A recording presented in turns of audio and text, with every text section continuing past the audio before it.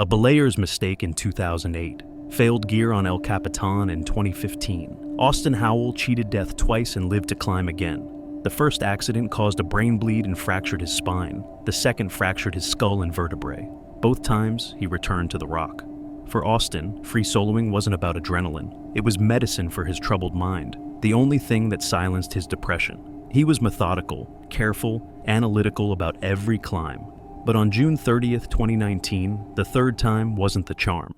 This is how a climber's therapy became his tragedy.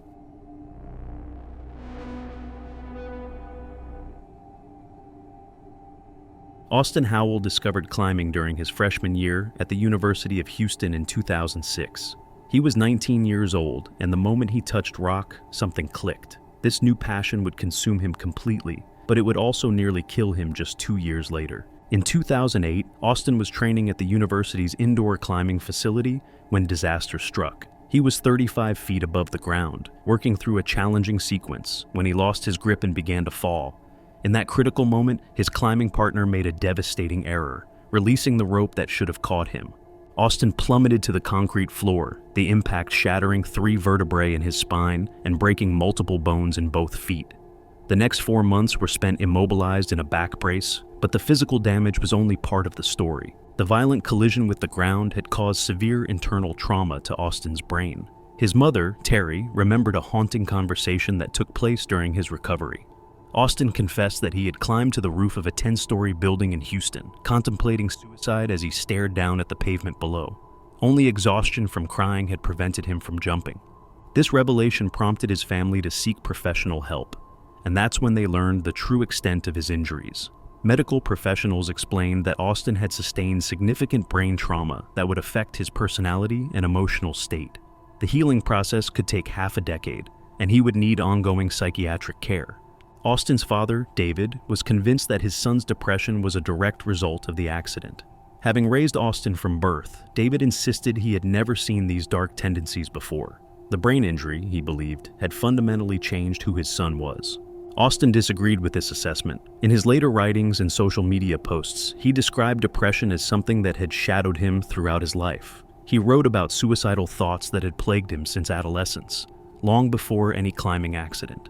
Years later, he would receive a formal diagnosis of bipolar II disorder, a condition characterized by severe depressive episodes alternating with periods of elevated mood. As his broken bones mended and his brain slowly healed, Austin made a decision that would define the rest of his life. Climbing would not just be his hobby, it would become his entire world. And during this recovery period, he began experimenting with something far more dangerous than anything he had done before. His first experience climbing without safety equipment happened almost by accident. At Enchanted Rock in the Texas Hill Country, he found himself effortlessly ascending a 40-foot crack called Texas Crude while chatting with friends. When he reached the ground, he handed someone a camera and announced his intention to do something he called incredibly stupid and promised he would never repeat. That promise lasted exactly 1 week. The following weekend, Austin climbed 32 different routes without ropes, covering over 2,000 vertical feet of rock. Shortly after, he made the decision to abandon his college education and pursue climbing as a full-time lifestyle. Between 2009 and 2015, Austin created his own approach to free solo climbing, developing personal rules and sayings that guided his practice. When people worried about his safety, he would respond that existence itself was inherently risky. For Austin, climbing without protection served a therapeutic purpose. It was the most effective treatment he had found for managing his troubled mind. After leaving college behind, Austin dedicated himself completely to climbing. He relocated to Atlanta, where he surrounded himself with like-minded adventurers and began honing the skills that would eventually make him one of America's most accomplished free solo climbers. Austin's method of climbing without safety equipment was anything but reckless. Before attempting any challenging route, he would spend considerable time working through what he termed his preparation routine, carefully analyzing potential hazards and developing contingency plans. This systematic approach transformed an inherently dangerous activity into a calculated exercise in risk assessment. Understanding that remarkable achievements require witnesses in the digital age, Austin began meticulously documenting his climbing experiences. He shared his adventures across multiple platforms, social media posts, personal blog entries, and a podcast he developed focusing on his climbing process. His online identity centered on being an authentic alternative to mainstream success, someone who had chosen unconventional paths over traditional careers. His digital following expanded as he shared not only his climbing accomplishments, but also his personal struggles. Austin wrote openly about using free solo climbing as a form of mental health treatment, explaining how the complete concentration required to climb without protection helped quiet his psychological turmoil. In one blog entry, he described how climbing created a mental state where external concerns disappeared, leaving only the immediate physical challenge. In the spring of 2015, Austin orchestrated the content piece that would become his most recognizable work. He approached filmmaker Lohan Lizin with an unusual proposal. They would create a video of Austin climbing without equipment or clothing, while Lizin pretended to be an unsuspecting observer who had accidentally discovered this extraordinary scene. According to Lizin's later account, Austin provided specific direction for the deception. He wanted Lizin to portray himself as an inexperienced tourist who had stumbled upon something unbelievable, complete with improvised commentary expressing shock and disbelief at what he was witnessing. The finished product, which Austin titled after his signature headwear, presented what appeared to be a spontaneous encounter. Lizin's recorded reactions suggested genuine surprise at discovering someone climbing a challenging route without safety equipment or clothing. The deliberately unsteady camera work and rough audio quality reinforced the impression of an unplanned moment captured by chance. Accompanied by music with lyrics about invincibility and immortality, the footage showed Austin ascending hundreds of feet above the ground wearing only his characteristic cap, concluding with a defiant gesture toward the camera. The combination of shocking imagery and apparent authenticity created irresistible content for sharing. The video achieved massive viral success, spreading rapidly through climbing communities and beyond. Austin had accomplished something unusual in the climbing world, capturing mainstream attention. The response was overwhelming, with viewers from around the globe expressing reactions ranging from admiration to concern about his apparent disregard for personal safety. However, the video's popularity came with unintended consequences. Austin had shifted from simply recording his climbing activities to actively creating performances for his audience. The manufactured spontaneity revealed a troubling evolution in his relationship with his followers. He was now willing to construct artificial authenticity to produce engaging content. This theatrical element began influencing Austin's approach to climbing itself. He maintained a ritual involving an expensive bottle of alcohol in his vehicle, permitting himself to drink from it only after accomplishing something more impressive than his previous achievements. During his early free solo climbing period, these celebratory moments occurred frequently. As his abilities advanced and his accomplishments became more extraordinary, earning these rewards became increasingly difficult. Austin found himself caught in a pattern of constant escalation, motivated not only by his personal psychological needs, but also by the expectations of his expanding audience. Each climbing achievement needed to surpass the previous one in difficulty, spectacle, and documentation value. The distinction between Austin as an athlete and Austin as a content producer was becoming increasingly unclear. Through his various online platforms, Austin continued promoting his philosophy of free solo climbing as therapeutic treatment. Yet, beneath the carefully constructed digital presence, mounting pressure was evident. The activity that had provided psychological relief was now demanding progressively greater risks, while the audience that celebrated his achievements was inadvertently encouraging him toward ever more dangerous pursuits. The medicine that had helped heal his troubled mind was beginning to require doses that might prove fatal. By 2015, Austin had established himself as one of the most skilled free soloists in America. But his success came with mounting internal pressure. The therapeutic climbing that had helped him manage his mental health was becoming increasingly demanding, requiring ever greater challenges to provide the same psychological relief. On Mother's Day 2015, Austin's world was shaken once again. He was attempting to climb El Capitan in Yosemite with a partner, using ropes and traditional safety equipment. During the ascent of the famous nose route, disaster struck when a piece of aid gear pulled out under his body weight. Additional equipment likely gave way as well, sending Austin plummeting approximately 20 feet before he struck a ledge. The impact was devastating. Austin fractured his wrist, shoulder blade, and 5 vertebrae. Most seriously, he sustained another skull fracture, resulting in a second traumatic brain injury. The force of the fall also obliterated his left eardrum, leaving him permanently deaf on that side. Medical teams airlifted him to a hospital in Modesto, where doctors placed him in an induced coma for over 10 days. When Austin's mother arrived at the hospital, medical professionals warned that he was in no condition to travel. The injuries were severe enough that doctors predicted he would struggle with basic mobility due to his hearing loss, affecting his balance, and would never again climb at an elite level. But Austin's response to these predictions was characteristic of his determination. Approximately 10 to 12 weeks into his recovery, he cut off his casts, removed his neck brace, and announced his intention to return to climbing. This decision created a significant rift with his family, particularly his mother, who couldn't understand why he would risk his life again after such a close call. The disagreement was so severe that Austin stopped talking to his mother for a year and a half. His approach to relationships had become increasingly rigid. As one close friend, Brandon White, later observed, "In Austin's world, if you weren't going to be cool with his soloing, he wasn't interested. It was a hard line for him. If I pushed him too hard, he'd never talk to me again." Meanwhile, he had herds of people cheering him on.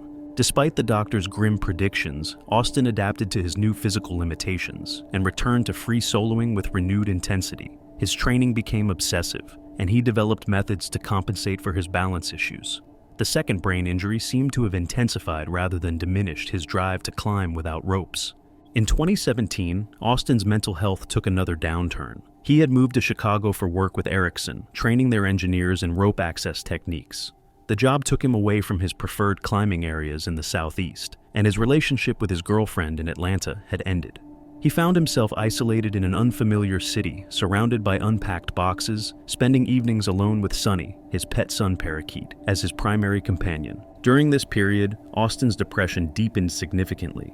A close friend who visited him in Minneapolis noticed disturbing changes. He was neglecting personal hygiene and had begun cutting himself on the inside of his leg, where no one could see. With help from his former girlfriend and friends, Austin was encouraged to return to therapy and begin taking medication, which he later called the best thing that ever happened to me.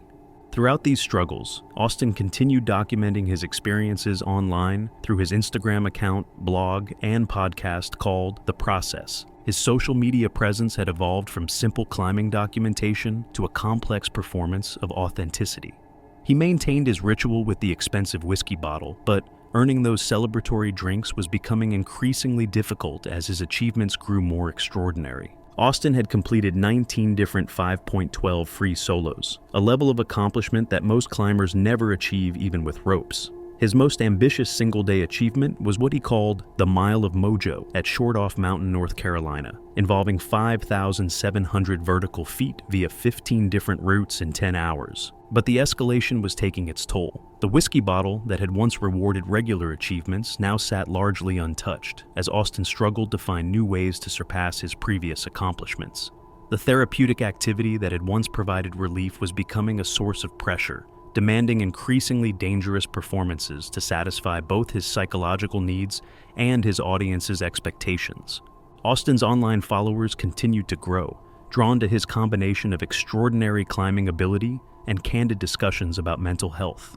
Yet, behind the carefully curated content, the man who had survived 2 major accidents was pushing himself toward risks that even his considerable skills might not be able to overcome. By 2019, Austin had become part of the local climbing scene in Chicago, frequently visiting the Vertical Endeavors climbing gym, where he was always eager to share advice with climbers of all skill levels. It was there he met Brandon, then a beginner struggling with basic boulder problems. Austin approached him with encouragement and tips, and they soon became close friends, spending days climbing together at Devil's Lake in Wisconsin. Austin had developed an extensive free solo circuit at Devil's Lake, and he often told friends that after his Yosemite accident, he climbed more pitches each year without ropes than with them. His approach remained methodical and careful, spending hours analyzing each route before attempting it without protection. On June 30th, 2019, Austin was at Shortoff Mountain in North Carolina, a place that had become deeply meaningful to him over the years. He had developed an extensive free solo circuit here and achieved some of his most ambitious climbs, including his Mile of Mojo. That day, he was accompanied by photographer Ben Wu, who was documenting Austin's climbing for potential future projects. The morning went well, with Austin successfully completing several free solo routes while Wu captured images. After getting sufficient material for their session, Wu decided to head back to the parking area, leaving Austin to continue his climbing alone. This was typical for Austin. He often preferred to climb solo, both literally and figuratively, finding peace in the solitude of the rock face. Later that day, 2 other climbers were making their way down Shortoff Mountain's descent route. They had planned to attempt Dopey Duck, one of the area's classic routes. As they descended, one of them spotted a familiar figure about 80 feet from the bottom of the cliff. They immediately recognized Austin from his Instagram presence. The distinctive tie-dyed shirt and signature cap were unmistakable. Austin was free soloing in the steepest section of the face's overhang, approximately 30 feet from completing the route. They watched as Austin made a dynamic move to the left, reaching for a flake hold. But something went wrong. They heard Austin shout a single word: "No." There was no scream during the fall, no extended cry for help. Austin seemed to understand immediately what was happening. The silence that followed was more haunting than any sound could have been. The 2 climbers quickly scrambled back to the top of the cliff. One of them rappelled down to where Austin had fallen and found him taking his final breaths. Despite their immediate response and attempts to help, Austin's injuries were too severe. The 200-foot fall had been unsurvivable. In the aftermath, those closest to Austin struggled to understand what had happened. His friend Brandon White received Austin's entire climbing rack from Austin's father, who thought it would be meaningful for someone who had shared so many climbing days with his son. White later said that placing those pieces of gear gave him extra confidence on his own climbs, as if Austin's spirit was still providing protection. Austin's mother arranged for locks of his hair to be sent to several of his closest friends before his burial, honoring his wish to be cremated despite his father's insistence on a traditional burial in the family plot in Loosedale. She hoped his friends would release the hair in the wind during their own climbing adventures, allowing Austin to remain connected to the mountains he loved. The irony of Austin's death wasn't lost on those who knew his story. He had survived 2 major accidents that should have ended his climbing career, falls that occurred while using safety equipment. Yet he died while doing what he loved most, the activity that had provided him with purpose and peace for over a decade. Austin's black marble headstone was cut to resemble mountain peaks, featuring a photo of him relaxing on rocks atop Shortoff Mountain, wearing his newsboy hat and tie-dyed shirt. The inscription included John Muir's famous words, "The mountains are calling and I must go." On the back, another photo showed Austin high on a wall, smiling at the camera, with the words, "No fear of flying, Austin free soloist." Those who knew Austin best remembered him not for his viral fame, but for his generosity with other climbers and his honest discussions about mental health. He had shown that free soloing could be therapeutic, but his death served as a sobering reminder that even the most careful and experienced climbers are not immune to the mountain's final judgment. Austin had cheated death twice and returned to climb again. The third time, there was no coming back.